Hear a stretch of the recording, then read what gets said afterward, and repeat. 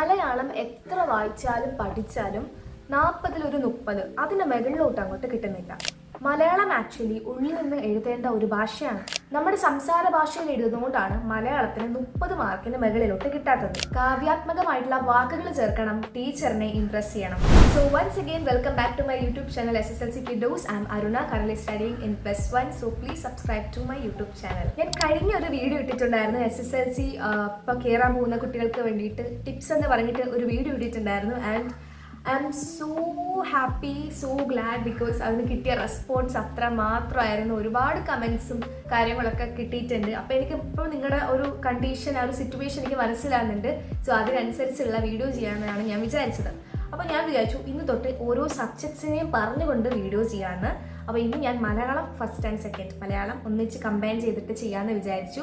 നമ്മുടെ SSLC marking list വരുന്ന സമയത്ത് ആക്ച്വലി ഓരോ സബ്ജക്ട്സ് ഇങ്ങനെ കൊടുത്തിട്ടുണ്ട്. മലയാളം, മലയാള സെക്കൻഡ്, ഇംഗ്ലീഷ്, ഹിന്ദി, അങ്ങനെ സോ ഓൺ അങ്ങനെ കൊടുത്തിട്ടുണ്ട്. അപ്പോൾ ആ ഒരു ഓർഡറിൽ തന്നെ ഞാനും കണ്ടിന്യൂ ചെയ്ത് വീഡിയോസ് ഇടാമെന്ന് വിചാരിച്ചു. അപ്പോൾ ഞാൻ ഇന്ന് ഇടാൻ വേണ്ടിയിട്ട് പോകുന്നത് മലയാളത്തെ കുറിച്ചിട്ടാണ്. ആക്ച്വലി മലയാളം നമ്മുടെ സ്വന്തം മാതൃഭാഷയാണ്, എല്ലാം കറക്റ്റാണ്. പക്ഷെ ഒരുപാട് കുട്ടികളുണ്ട് കറക്റ്റ് മലയാളം എത്ര എഴുതിയാലും, അത് എൻ്റെ ക്ലാസ്സിൽ നിന്ന് ഞാൻ പറയാം, എൻ്റെ ക്ലാസ്സിലുണ്ട്.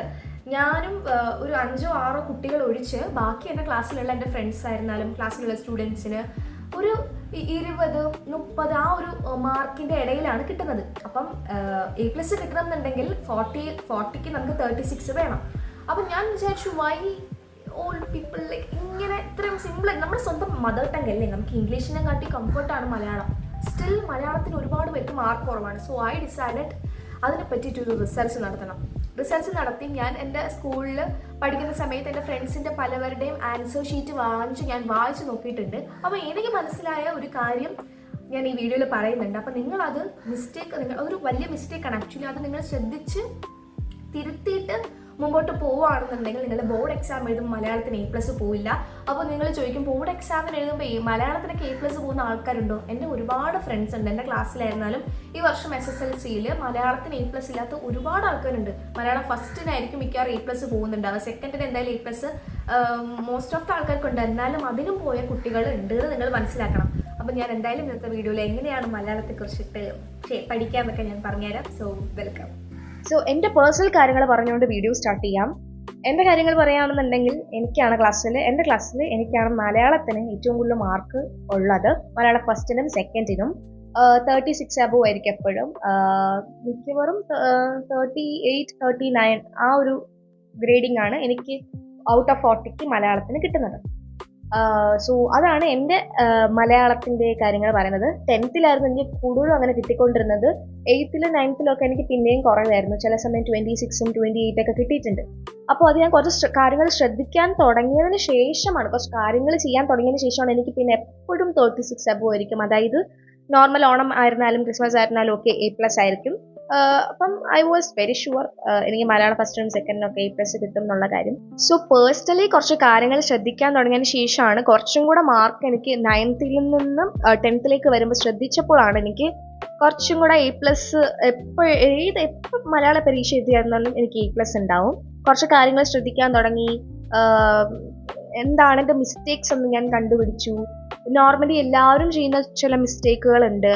പിന്നെ നമ്മൾ എഴുതുന്ന രീതി, ഹാൻഡ് റൈറ്റിംഗ്, വൃത്തി, അങ്ങനെ ഒരുപാട് കാര്യങ്ങളുണ്ട്. ഇതൊക്കെയാണ് നമ്മുടെ മാർക്ക് ഡിസൈഡ് ചെയ്യുന്നത്. അപ്പോൾ ഇതൊക്കെ ശ്രദ്ധിക്കാൻ തുടങ്ങിയതിന് ശേഷമാണ് എനിക്ക് പേഴ്സണലി കുറച്ചും കൂടെ എപ്പോൾ പരീക്ഷ എഴുതിയാലും A+ കിട്ടും എന്ന് ഉറപ്പായത്. സോ ഞാൻ ആ കാര്യങ്ങൾ തന്നെയാണ് നിങ്ങളുടെ അടുത്ത് പറയാൻ വേണ്ടിയിട്ട് പോകുന്നത്. കാരണം ഞാൻ എൻ്റെ ലൈഫിൽ കൊണ്ടുവന്ന കുറച്ച് മാറ്റങ്ങളുണ്ട്. ഞാൻ ചെയ്തതുപോലെ എൻ്റെ ഒരു പേഴ്സണൽ പോയിന്റ് ഓഫ് വ്യൂവിൽ നിന്ന് ഞാൻ ചെയ്ത കാര്യങ്ങൾ നിങ്ങൾക്ക് കൂടെ പറഞ്ഞു തരാം. So it will be very useful for you guys. Malayalam ഒരിക്കലും കാണാതെ പഠിക്കരുത്. ഞാൻ മലയാളം അങ്ങനെ കാണാതെ ഇതുവരെ പഠിച്ചിട്ടൊന്നുമില്ല. മലയാളം കാണാതെ പഠിക്കാറേ ഇല്ല. മലയാളം എപ്പോഴും ഒരു സ്റ്റോറി പോലെ പഠിക്കാം. കവിതകളായിരുന്നാലും കഥകളായിരുന്നാലും ഞാൻ ചെയ്തിരുന്നത് സ്റ്റോറി പോലെ പഠിക്കുക എന്നുള്ള ഒരു ടിപ്പ് തന്നെയാണ്. എപ്പോഴും ഞാൻ അതൊരു കവിതയൊക്കെ ഒരു കഥ പോലെ പഠിച്ചു വെക്കും. അപ്പം നമുക്ക് പണ്ട് പറഞ്ഞ ആമയുടെയും മുയലിൻ്റെയും കഥയൊക്കെ ഇപ്പോഴും ഓർമ്മയുണ്ട്. അതുപോലെ തന്നെയാണ് മലയാളം ഏതൊരു ചാപ്റ്റർ ആയിരുന്നാലും ഫസ്റ്റത്തെ കഥകൾ അതിമോഹനം 10th-ൽ അതാണ് പഠിക്കാനുള്ള കവിതയാണ്. അപ്പം ആ കവിത ആയിരുന്നാൽ കൂടെ ഞാനൊരു കഥ പോലെ തന്നെ പഠിച്ചു വെച്ചു. അത് തന്നെയാണ് ഒരു ഫസ്റ്റ് സീക്രട്ട് എന്ന് പറയുന്നത്. എല്ലാം ഒരു സ്റ്റോറി ആക്കുക. കവിതയും കഥയും എല്ലാം കൂടെ ഒക്കെ ഒരു സ്റ്റോറി ആക്കുക, നമ്മുടെ മനസ്സിൽ നമ്മുടെ രീതിയിൽ അതിനെ ആക്കിയെടുക്കുക എന്നുള്ളതാണ്. കാണാതെ ഒരിക്കലും പഠിച്ചു വെക്കരുത്. ചില കടുകട്ടി വാക്കുകളൊക്കെ കാണും, അതിൻ്റെയൊക്കെ സിംപ്ലിഫൈഡ് ആയിട്ടുള്ള രൂപങ്ങൾ കണ്ടെടുത്ത് അത് നമ്മുടെ മനസ്സിൽ പതിഞ്ഞു കിടക്കുന്ന രീതിയിൽ ഒരു കഥയാക്കി മാറ്റാം. പരീക്ഷയ്ക്കിപ്പോൾ ഏതൊരു ടൈപ്പ് ക്വസ്റ്റ്യൻ ചോദിച്ചാലും അതിനെക്കുറിച്ച് ആസ്വാദനക്കുറിപ്പും എന്ത് ടൈപ്പ് ക്വസ്റ്റ്യൻസ്, ഒരു നോട്ട്, ഒരു ഡയറി പോലെ എന്തായിരുന്നാലും ചോദിച്ചാലും, റൈറ്റപ്പ് പോലെ ചോദിച്ചാലും, എന്ത് ചോദിച്ചാലും നമ്മുടെ മനസ്സിൽ വരുന്ന ആ ഒരു സ്റ്റോറി എഴുതി വെച്ചാൽ തന്നെ നമുക്ക് 4 മാർക്സ് ഉറപ്പാണ്. സോ അതുകൊണ്ടാണ് ഞാൻ പറഞ്ഞത്, എല്ലാം കാണാതെ പഠിക്കാതെ, ഒന്നും കാണാതെ പഠിക്കരുത്, എല്ലാം ഒരു സ്റ്റോറി പോലെ പഠിച്ചു വെക്കുക. മലയാളത്തിനെ കുറിച്ചിട്ട് എനിക്ക് അങ്ങനെ ഒരുപാട് ടിപ്സ് ഒന്നും പറഞ്ഞു തരാനില്ല.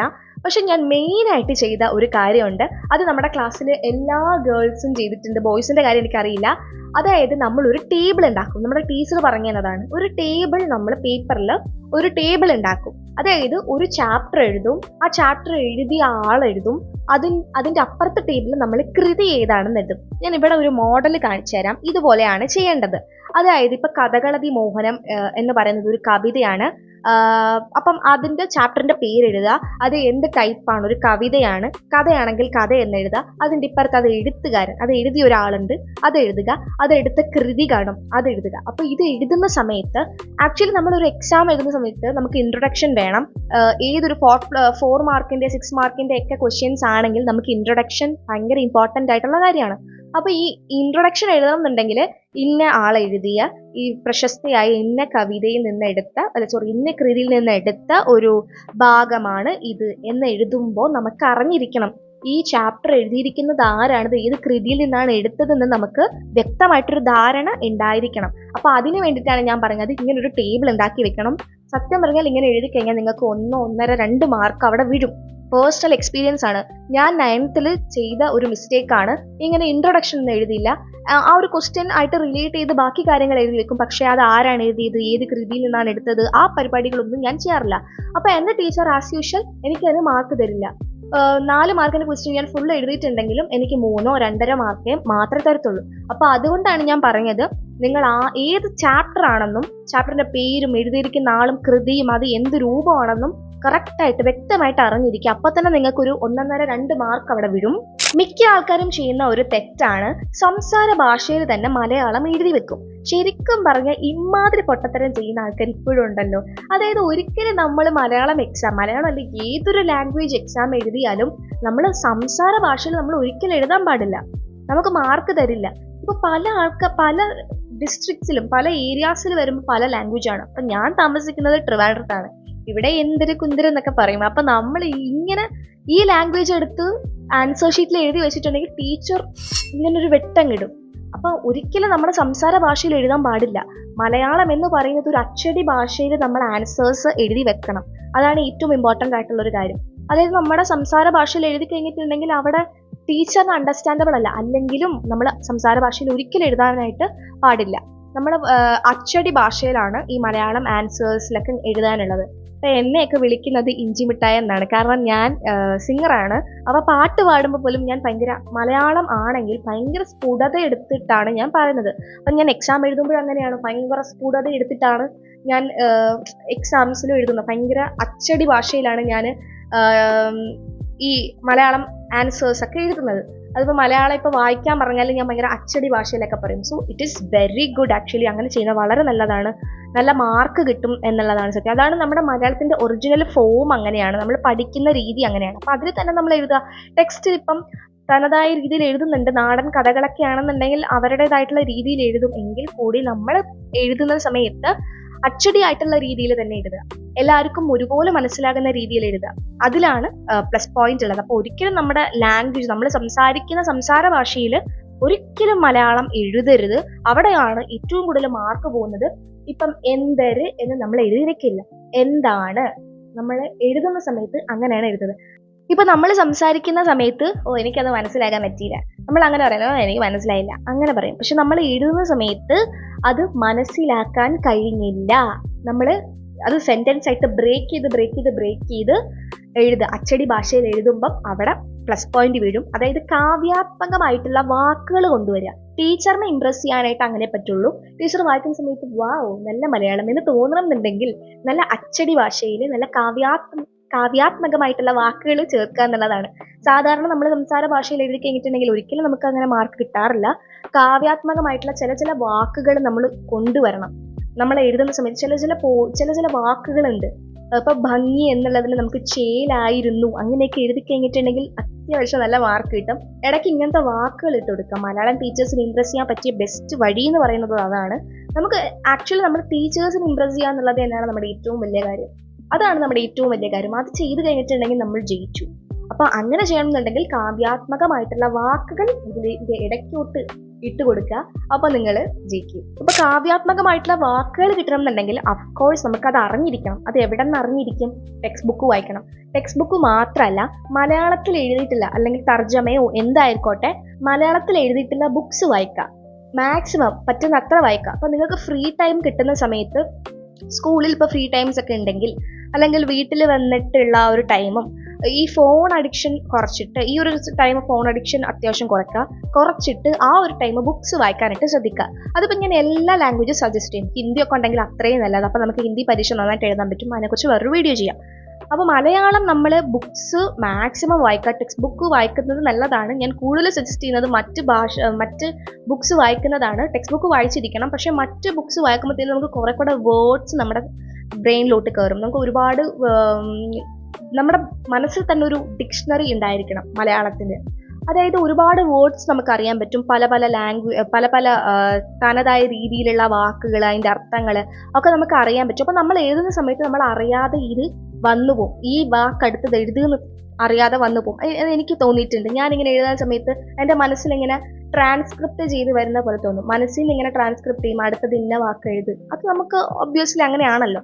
അപ്പം നമ്മൾ ഇത് ചെയ്യുന്ന സമയത്ത്, ബുക്ക് വായിക്കുന്ന സമയത്ത് ഒരുപാട് പുതിയ വേർഡ്സ് നമുക്ക് കിട്ടും. അപ്പോൾ ഇത് നമുക്ക് ഉപയോഗിച്ചുകൊണ്ട് പരീക്ഷ അടിപൊളിയാക്കാൻ പറ്റും. നല്ല ഒരുപാട് വാക്കുകൾ കിട്ടുന്ന ബുക്സ് ഉണ്ടല്ലോ, നല്ല അച്ചടി ഭാഷയിൽ എഴുതിയിട്ടുള്ള ബുക്സ്, അത്രയും നല്ലത്. അപ്പോൾ അതൊക്കെ എടുത്ത് വായിക്കുക. ടെക്സ്റ്റ് ബുക്സ് ഉറപ്പായിട്ടും വായിക്കുക. ഒരുപാട് വട്ടം നമ്മൾ ടെക്സ്റ്റ് ബുക്കുകളായിരുന്നാലും ഇങ്ങനത്തെ ബുക്സ് ഒരുപാട് വായിക്കാം. അപ്പം നമുക്ക് ഒരുപാട് നോളജ് കയറും, ഒരുപാട് വേർഡ്സ് കിട്ടും. നമുക്ക് പരീക്ഷ പെട്ടെന്ന് സ്പീഡ് എഴുതാം. ബുക്ക് വായിക്കാത്ത ഒരാളാണ് പോയി ഇരുന്ന് പരീക്ഷ എഴുതുന്നതെന്ന് വെച്ചാൽ പുള്ളിക്കാരൻ അവിടെ സ്റ്റക്കായി പോകും. എന്താണ് എഴുതേണ്ടതെന്ന് കറക്റ്റ് അറിയില്ല. വാക്കുകളൊന്നും ട്രാൻസ്ക്രിപ്റ്റ് ചെയ്ത് മനസ്സിൽ വരുന്നില്ല. അപ്പോൾ അവിടെ സ്റ്റക്കായി പോകും, ബ്ലാങ്ക് ആയി കിടക്കും. മനസ്സിലായോ? അപ്പം നിങ്ങൾ ഒരുപാട് ബുക്സ് വായിക്കുന്ന ഒരു പേഴ്സൺ ആണെങ്കിൽ അടുത്ത മൊമെന്റിൽ നിങ്ങൾക്ക് എഴുതാനുള്ളത് എന്താണെന്ന് വെച്ചിട്ടുണ്ടെങ്കിൽ അവിടെ വന്ന് കിടക്കും. മനസ്സിലായോ? അപ്പൊ അതാണ് ബുക്സ് വായിക്കുന്നതിന്റെ ഗുണം എന്ന് പറയുന്നത്. നമുക്ക് പെട്ടെന്ന് പരീക്ഷ എഴുതി പോവാം. ഇതുവരെ എല്ലാം ഓക്കെയാണ്, വളരെ കറക്റ്റാണ്. പക്ഷെ എനിക്ക് പേഴ്സണലി ഭയങ്കര ഇഷ്ടമുള്ളൊരു കാര്യമാണ്. അതായത് എന്നെ ഒരുപാട് ഹെൽപ്പ് ചെയ്ത ഒരു ടിപ്പ് എന്ന് പറയുന്നത് റീഡിങ്. ഓഫ്കോഴ്സ് അത് തന്നെയാണ്. പക്ഷെ ഈ ഒരു ടൈപ്പ് ഓഫ് റീഡിങ് ഉണ്ട്. അതായത് നമുക്കിപ്പം ഏതൊരു ചാപ്റ്റർ ആണെങ്കിലും ഏതൊരു യൂണിറ്റ് ആണെങ്കിലും എത്രത്തോളം നമുക്ക് വായിച്ചാലും മനസ്സിലാകാത്ത ചില രീതിയിൽ എഴുതിയിട്ടുണ്ട് ചില ചാപ്റ്റേഴ്സ്. അപ്പം ഞാൻ എന്ത് ചെയ്യുമെന്ന് വെച്ചിട്ടുണ്ടെങ്കിൽ ഗൂഗിളിൽ പോയിട്ട് ഇതിൻ്റെ പേരടിക്കും. അതായത് ഇപ്പം ഫസ്റ്റ് ചാപ്റ്റർ കഥകളതിമോഹനം എടുക്കുമ്പോൾ ആ ചാപ്റ്റർ ഓക്കെ ആണ്. പക്ഷെ ഒരു രണ്ടാമത്തെ പേജിലോട്ട് വരുമ്പം ദ്രോണപർവ്വം അങ്ങോട്ട് തുടങ്ങും. അപ്പോഴേ നമുക്ക് ഒന്നും മനസ്സിലാവില്ല. അത് വായിച്ചാൽ ഒന്നും മനസ്സിലാവില്ല. പിന്നെ ടീച്ചേഴ്സ് നോട്ട്സ് തരുമെന്ന് എനിക്കറിയില്ല. ഈവൻ തന്നാൽ പോലും നമുക്ക് എത്രത്തോളം എനിക്ക് അറിയില്ല അത് എങ്ങനെയാണ് തരുന്നത്. മറ്റേ ക്വസ്റ്റ്യൻസ്, ടെക്സ്റ്റ് ബുക്കിലെ ക്വസ്റ്റ്യൻസ് ആണ് ചെയ്യിപ്പിക്കുന്നതെന്ന് അറിയില്ല. എനിവേ നിങ്ങൾ ഈ ടിപ്പ് ഒരിക്കലും മിസ് ചെയ്യരുത്. ഇത് മസ്റ്റായിട്ട് ചെയ്യേണ്ട കാര്യമാണ്. ഞാൻ SSLC ബോർഡ് എക്സാം എഴുതുമ്പോൾ എനിക്ക് മലയാളം പഠിക്കാൻ ഫസ്റ്റ് എക്സാം മലയാളമായിരുന്നു. അപ്പം മലയാളം ഒന്നും ഞാൻ അധികം നോക്കിയിട്ടൊന്നുമില്ല. ഞാൻ ചെയ്തത് മലയാളം രാവിലെ 4 മണിക്ക് എഴുന്നേറ്റിരുന്ന് വായിക്കുകയാണ് ചെയ്തത്. തലേ ദിവസം രാത്രി തൊട്ടാണ് പഠിച്ചു തുടങ്ങിയത് മലയാളം. തലേ ദിവസം രാത്രി തൊട്ട് പഠിച്ചു തുടങ്ങല്ല, വായിക്കുക. ടെക്സ്റ്റ് ബുക്കും അല്ല ഞാൻ വായിച്ചത്. ഞാൻ വായിച്ചത് ഇവിടെ ഞാൻ 2 ലിങ്ക് കൊടുക്കാം. ഈ സ്ഥലത്ത് കയറുക, അതായത് വെബ്സൈറ്റിൽ കയറുക. ഇപ്പം നിങ്ങൾക്ക് കഥകളതിമോഹനത്തിൻ്റെ നോട്ട് വേണമെന്നുണ്ടെങ്കിൽ കഥകളതിമോഹനം ക്ലാസ് 10 മലയാളം നോട്ട്സ് അങ്ങനെ എന്തെങ്കിലുമൊക്കെ അടിക്കുക. ഇപ്പം കഥകളതിമോഹനം ചാപ്റ്റർ 1 മലയാളം ക്ലാസ് 10 നോട്ട്സ് ഇങ്ങനെയൊക്കെ അടിച്ചു കഴിഞ്ഞാൽ അവിടെ നോട്ട് വരും. ഇത് 2 ലിങ്ക് ആണുള്ളത്. ഞാൻ വേണമെങ്കിൽ ഡിസ്ക്രിപ്ഷനിൽ പിൻ ചെയ്ത് കൊടുക്കാം. ഒന്ന് HSS ലൈവും ഒന്ന് A+ ബ്ലോഗും. വളരെ യൂസ്ഫുൾ ആണ്. ഇനിയും ഉണ്ട്, പക്ഷെ ഞാൻ ഫ്രീക്വന്റ് ആയിട്ട് ഉപയോഗിക്കുന്നത് ഇത് രണ്ടുമാണ്. ഇത് 2 ടൈപ്പ് ഓഫ് നോട്ട്സ് ഉണ്ട്. 2ഉം വായിച്ചിട്ടാണ് ഞാൻ എക്സാമിന് പോയത്. കാരണം ഒരുപാട് എത്രത്തോളം വായിക്കുന്നു അത്രത്തോളം നല്ലത്, എത്രത്തോളം ടൈപ്പ് വായിക്കുന്നു അത്രത്തോളം നല്ലതാണ്. കാരണം എന്ന് വെച്ചാൽ നമുക്ക് പല ഐഡിയാസ് നമ്മുടെ മനസ്സിൽ കയറും. മനസ്സിലായി? അതിനെക്കുറിച്ച് ഒരെണ്ണത്തിനെ കുറിച്ച് പല ഐഡിയാസ് നമ്മുടെ മനസ്സിൽ കയറുമ്പോൾ നമുക്ക് എഴുതാൻ വേണ്ടിയിട്ട് ഇങ്ങനെ വേർഡ്സ് വന്നുകൊണ്ടിരിക്കും. ഇങ്ങനെ ഒരു ക്വസ്റ്റ്യൻ ആ ഒരു ചാപ്റ്ററിനെ കുറിച്ചിട്ട് ഒരു ക്വസ്റ്റ്യൻ വെച്ച് നമുക്ക് ഇങ്ങനെ വന്നുകൊണ്ടിരിക്കും. അപ്പൊ ഞാൻ കവിതയായിരുന്നാലും കഥയായിരുന്നാലും ലേഖനമായിരുന്നാലും എന്തായിരുന്നാലും നോട്ട്സ് ഞാൻ എടുക്കുന്നത് ഇങ്ങനെയാണ്. ഇവരുടെ നോട്ട്സ് വായിച്ചിട്ട് പോകും. പിന്നെ അതിൽ തന്നെ ക്വസ്റ്റ്യൻ ആൻസേഴ്സ് ഉണ്ട്. HSS ലൈവിൽ തന്നെ താഴോട്ട് സ്ക്രോൾ ചെയ്ത് പോകുമ്പോൾ ക്വസ്റ്റ്യൻ ആൻസേഴ്സ് ഉണ്ട് ടെക്സ്റ്റിലുള്ളത്. അല്ലാത്ത ക്വസ്റ്റ്യൻസ് ഉണ്ടെന്ന് തോന്നുന്നു, അത് ഞാൻ വായിക്കും. അപ്പം ചിലപ്പോൾ ഇങ്ങനെ ഈ ഒരു ടൈപ്പും വരും. എല്ലാം ആ ഒരു ആശയത്തിൽ കൊടുക്കണമെന്നില്ല. അതായത് എല്ലാ ചാപ്റ്റേഴ്സിന്റെയും എല്ലാ പോയംസിന്റെയും ആസ്വാദനക്കുറിപ്പ്, ആശയം ഈ ഒരു വെബ്സൈറ്റിലുണ്ട്. HSS ലൈവിലാണ് ഞാൻ കയറിക്കൊണ്ടിരുന്നത്. SSLC ബോർഡ് എക്സാമിനോട് അടുത്തപ്പോഴാണ് ഞാൻ A+ ബ്ലോഗിലോട്ട് പോയത്. അവിടെ PDF ആയിട്ട് നോട്ടുകൾ ലഭിക്കും. അതിൽ ഒരുപാട് കാര്യങ്ങൾ എഴുതിയിട്ടുണ്ട്. ഞാൻ കൂടുതലും A+ ബ്ലോഗാണ് സജസ്റ്റ് ചെയ്യുന്നത്.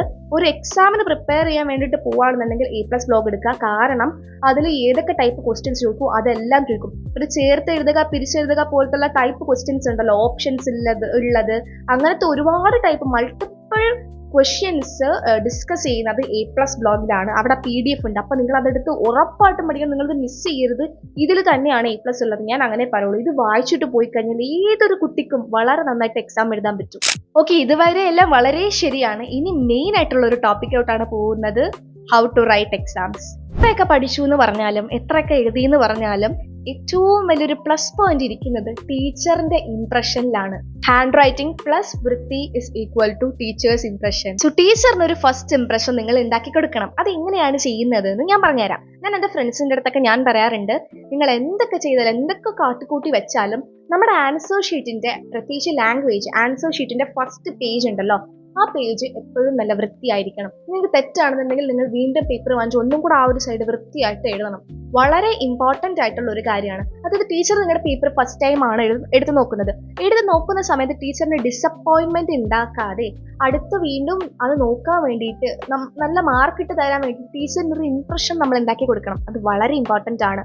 പ്രത്യേകിച്ച് ഫസ്റ്റ് പേജിൽ ഞാൻ പൊതുവേ കാണുന്ന ഒരു കാര്യമാണ്, ഈവൻ ഞാൻ വരെ ചെയ്തിട്ടുണ്ട്. ഫസ്റ്റ് നമ്മൾ ഓപ്ഷൻസിന്റെ ക്വസ്റ്റ്യൻസ് ആണ് 1 തൊട്ട് 5 വരെ സംതിങ് അത്രയുണ്ട്. പിന്നെ അടുത്ത 2 മാർക്കിന്റെ ക്വസ്റ്റ്യൻ ഉണ്ട്. അപ്പൊ ഇതൊക്കെയാണ് ഫസ്റ്റ് പേജിൽ പൊതുവേ നിൽക്കാറുള്ളത്. അപ്പം ഈ ചെറിയ ക്വസ്റ്റ്യൻസ് വളരെ വൃത്തിയായിട്ട് തെറ്റുകൂടാതെ കൃത്യമായിട്ട് എഴുതുകയാണെന്നുണ്ടെങ്കിൽ നമുക്ക് തെറ്റ് സംഭവിക്കില്ല.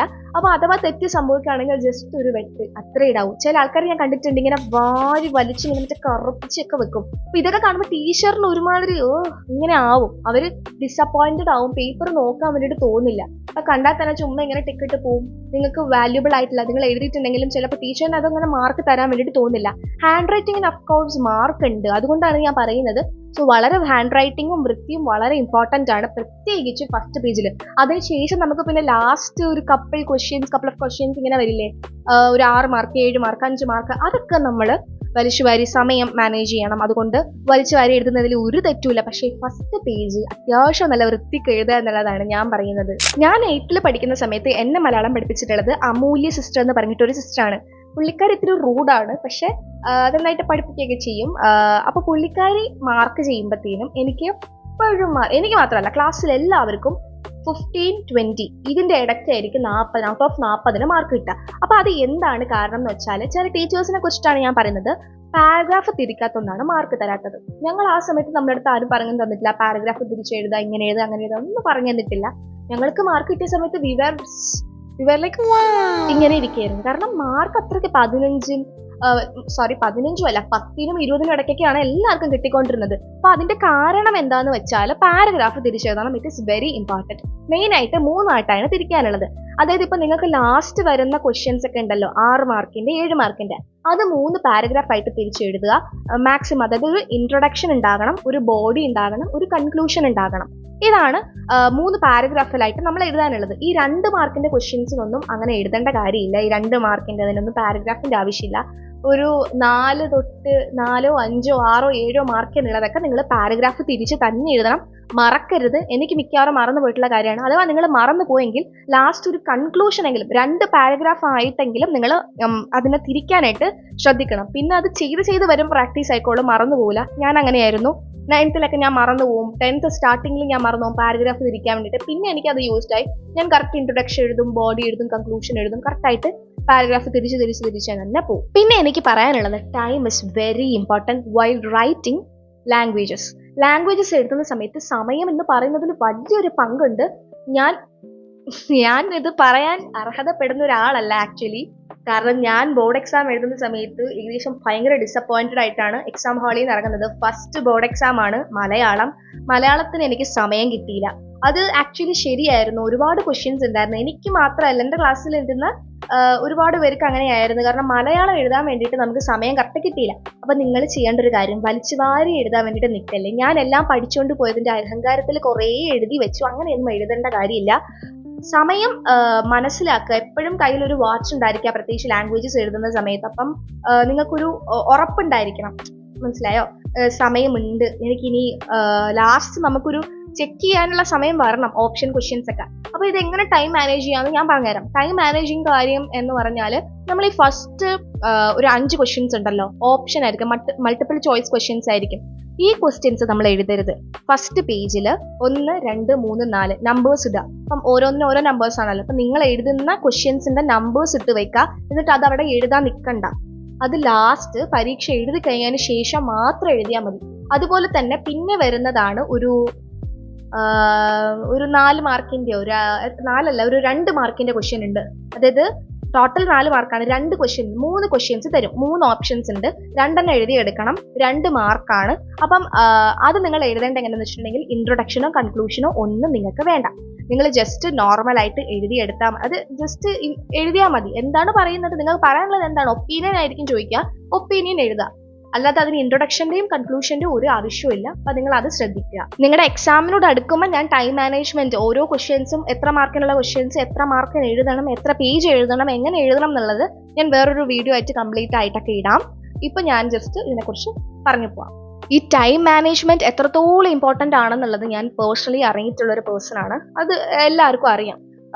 ലാസ്റ്റത്തെ 6-7 മാർക്കിന്റെ ക്വസ്റ്റ്യൻസ് ഉണ്ട്. ഈ ക്വസ്റ്റ്യൻസ് ആണ് നമ്മുടെ A+ ഡിസൈഡ് ചെയ്യുന്നതെന്ന് പറഞ്ഞാൽ നിങ്ങൾ വിശ്വസിക്കുമോ എന്ന് എനിക്കറിയില്ല. സീരിയസ് ആയിട്ട് പറയാണ്. ഞാൻ എഴുതിയ സമയത്ത് പെട്ടെന്ന് എഴുതുമായിരുന്നു, പെട്ടെന്ന് വലിച്ചു വാരി അങ്ങ് എഴുതുമായിരുന്നു, പെട്ടെന്ന് അങ്ങ് എഴുതിപ്പോയി. ലാസ്റ്റ് ആയപ്പോൾ എനിക്ക് സമയം കിട്ടുന്നില്ല, ടൈമായി, എന്നിട്ട് ഞാൻ എഴുതുക. അപ്പം I was like about to broke. കരയാറായി നിന്ന സമയത്തൊക്കെയാണ് എഴുതിയിട്ടുണ്ടായിരുന്നത്. അപ്പോൾ ടൈം മാനേജ്മെന്റ് വളരെ ഇമ്പോർട്ടൻ്റ് ആണ്. നിങ്ങൾ ലാസ്റ്റത്തെ 6 മാർക്കിന്റെ 7 മാർക്കിന്റെ ക്വസ്റ്റ്യൻസ് അത്രയും ഇമ്പോർട്ടൻ്റ് ആയിട്ട് കാണണം. അതുകൊണ്ടാണ് ഞാൻ പറഞ്ഞ ആദ്യത്തെ 1, 2, 3, 4 ക്വസ്റ്റ്യൻസ് ഒക്കെ ഉണ്ടല്ലോ, അതായത് 1 മാർക്കിന്റെയും 2 മാർക്കിന്റെയും ക്വസ്റ്റ്യൻസ് ഒക്കെ ലാസ്റ്റ് എഴുതിയാൽ മതി. അത് ഒരു ഒറ്റ പേജ് മതിയാവും, ഒരൊറ്റ പേജ് വിടാം. അപ്പം നമുക്ക് നല്ല നീറ്റ് ആയിട്ട് എഴുതാം, പിന്നെ ഒന്ന് ചെക്ക് ചെയ്യാനൊക്കെ പറ്റും. അപ്പോൾ ടൈം മാനേജ്മെന്റ് നിങ്ങൾ ശ്രദ്ധിക്കുക എക്സാം എഴുതുന്ന സമയത്ത്. അപ്പോൾ ഇതൊക്കെ തന്നെയാണ് എനിക്ക് പറയാനുള്ള. പ്രത്യേകിച്ച് ടിപ്സോ കാര്യങ്ങളോ ഒന്നുമില്ല. ഞാൻ ഇതിൽ ഏറ്റവും ബെസ്റ്റ് ചേച്ചി എന്നാലും ഒന്ന് സോർട്ട് ഔട്ട് ചെയ്തിട്ട് ഒരെണ്ണം പറഞ്ഞാൽ ഞാൻ പറയും HSS live Guru and also A+ blog use ചെയ്ത് പഠിക്കുക. വളരെ വളരെ വളരെ വളരെ എഫക്റ്റീവ് ആയിട്ടുള്ള കാര്യമാണ്. പിന്നെ ഒരു കാര്യം കൂടെ ഉണ്ട്, മറ്റേ ടേബിൾ ഉണ്ടാക്കുന്ന കാര്യം. അതായത് ഇപ്പോൾ ഒരു ക്വസ്റ്റ്യൻ എഴുതുന്ന സമയത്ത് കഥകൾ അതിമോഹനം എന്ന് എഴുതിയത് കുഞ്ചൻ നമ്പ്യാരാണോ എനിക്കറിയില്ല, എഴുത്തച്ഛനാണെന്ന് തോന്നുന്നു. എഴുത്തച്ഛൻ എനിക്ക് കറക്റ്റ് അറിയില്ല. ആരോ ഒരാൾ എഴുതിയിട്ടുണ്ട്, ഇന്ന ആള് ഇന്ന കൃതി, പർവ്വതമാണോ എന്തോ ഒരു കൃതിയിൽ നിന്ന് എടുത്ത് എഴുതി.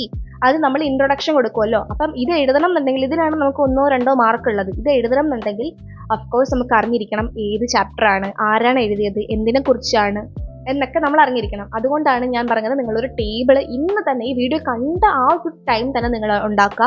നിങ്ങൾ ഓരോ ചാപ്റ്റേഴ്സ് പഠിച്ചു പോകുമ്പോൾ ഓരോന്നിൻ്റെയും പേരും കൃതിയും എഴുതിയ ആളും അതിൻ്റെ ടൈപ്പും ഒക്കെ എഴുതി വെച്ചാൽ എക്സാമിൻ്റെ സമയത്ത് മലയാളം ആയിരുന്നാലും ഈ ഒരു ബുക്ക് എടുത്ത് വായിച്ചിട്ട് വേണം പോകാൻ. അല്ലാതെ ചാപ്റ്റേഴ്സ് ഫുള്ളായിട്ട് വായിക്കാൻ നിൽക്കരുത്. പറ്റാത്തതുകൊണ്ടാണ് പറയുന്നത്. അപ്പോൾ നിങ്ങൾ എക്സാമിന് തൊട്ട് നേരത്തെ കുറച്ച് മുന്നേ നിങ്ങൾ ചെയ്യേണ്ട കാര്യം എന്ന് പറഞ്ഞാൽ ഈ ടേബിൾ എടുത്ത് വായിക്കുക. എത്രത്തോളം ടേബിൾ വായിക്കാൻ പറ്റുമോ അത്രത്തോളം നല്ലത്. പരീക്ഷയ്ക്ക് തലേ ദിവസമാണെങ്കിൽ നിങ്ങൾ ടെക്സ്റ്റ് ബുക്സ് വായിക്കുക. പിന്നെ ഞാൻ പറഞ്ഞ പോലെ മറ്റ് 2 വെബ്സൈറ്റ്സിൽ നിന്ന് നോട്ട് വായിക്കുക. ഇതൊക്കെയാണ് ഇമ്പോർട്ടൻറ്റ്. മലയാളം ഇങ്ങനെയാണ് പഠിക്കാനുള്ളത്.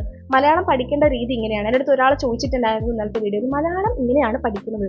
അതായത് ടെക്സ്റ്റ് നന്നായിട്ട് വായിക്കുക, വായനയാണ് കൂടുതലും. നമ്മൾ അറിഞ്ഞ് വായിക്കുക, നന്നായിട്ട് വായിക്കുക, ടെക്സ്റ്റ് ബുക്ക് വായിക്കുക. പിന്നെ അതുപോലെ തന്നെയാണ് ഞാൻ പറഞ്ഞില്ലേ 2 നോട്ട്സ് നന്നായിട്ട് വായിക്കുക. അപ്പം അത് വായിക്കുന്നത് ഒരു വട്ടം വായിച്ചിട്ട് കാര്യമില്ല. അതൊരു റിപ്പീറ്റഡ് ആയിട്ടൊരു 3 to 5 ടൈംസ് ഇങ്ങനെ വായിച്ചുകൊണ്ടിരിക്കുക, റിപ്പീറ്റഡ് ആയിട്ട് വായിക്കുക. അപ്പോഴേ നിങ്ങൾക്കത് എന്താണെന്നുള്ളത് നിങ്ങളുടെ മനസ്സിൽ പതിയുള്ളൂ. അപ്പോൾ ടീച്ചർ ഒരു ക്വസ്റ്റ്യൻ ചോദിക്കുകയാണെങ്കിൽ ഇതിൽ നിന്ന് 2 വാക്കൊക്കെ എടുത്തിട്ട് കഴിഞ്ഞാൽ ടീച്ചർ ഭയങ്കര ഇംപ്രസ്ഡ് ആവും. അത് എഴുതുന്ന സമയത്തായിരുന്നാലും ക്വസ്റ്റ്യൻ ചോദിക്കുന്ന സമയത്തായിരുന്നാലും. സോ ഇന്നത്തെ വീഡിയോ ഇത്രയേ ഉള്ളൂ. Thank you for watching my video. Please don't forget to subscribe and share it with your friends. Like ചെയ്യുക, കമൻറ്റ് ചെയ്യുക. ഡൗട്ട്സ് ഒക്കെ ഉണ്ടെങ്കിൽ ചോദിക്കാൻ, ഞാൻ പറഞ്ഞുതരാം. പിന്നെ കഴിഞ്ഞ വീഡിയോയിൽ ഒരുപാട് കുട്ടികൾ കമന്റ് ചെയ്തിട്ടുണ്ടായിരുന്നു ഭയങ്കര ടെൻഷനാണ്, 1 month വേസ്റ്റ് ആയി. അപ്പൊ എന്റെ കാര്യമല്ലേ ചോക്ക്, ഇത്രയും മാസം വേസ്റ്റ് ആയിട്ട് ഞാൻ ബോർഡ് എക്സാമിന് ഇരുന്നാണ് പഠിച്ചത്. അപ്പൊ നിങ്ങൾ അതിനെ കുറിച്ചിട്ടൊന്നും ടെൻഷൻ അടിക്കേണ്ട ഒരു കാര്യമില്ല. ഇപ്പോൾ നിങ്ങളുടെ ടൈമൊന്നും വേസ്റ്റ് ആയിട്ടില്ല. നിങ്ങൾ വെറും ജസ്റ്റ് SSLC ഇൻട്രൊഡക്ഷൻ മാത്രമാണ്, ഇപ്പൊ തുടങ്ങിയിട്ടേ ഉള്ളൂ. ഇനിയും ടൈം ഉണ്ട്, അഫ്കോഴ്സ് ഇനിയും ഒരുപാട് ടൈം ഉണ്ട്. പിന്നെ ഒരാൾ ചോദിച്ചിട്ടുണ്ട് ഇനി പഠിച്ചാൽ മാർക്ക് കിട്ടുമോ, ഫുൾ A+ കിട്ടുമോ എന്നൊക്കെ ചോദിച്ചിട്ടുണ്ട്. ഇനി എന്ന് നിങ്ങൾ ഉദ്ദേശിക്കണം എന്നാണ് എനിക്ക് മനസ്സിലായിട്ടില്ല. ശരിക്കും ഈ 1 month നിങ്ങൾ വലിയ ഡീലായിട്ട് കാണേണ്ട ഒരു കാര്യവും ഇല്ല. നിങ്ങൾക്ക് SSLCയിലോട്ടുള്ള ഒരു ഇൻട്രൊഡക്ഷൻ ആണ് ഈ 1 month എന്ന് പറയുന്നത്. അപ്പൊ അതിനെയൊന്നും വലിയ കാര്യങ്ങളായിട്ട് കാണേണ്ട ഒരു കാര്യമില്ല. അപ്പൊ എന്തെങ്കിലും ഡൗട്ട്സ് ഒക്കെ ഉണ്ടെങ്കിൽ കമന്റ് ചെയ്യുക. So by.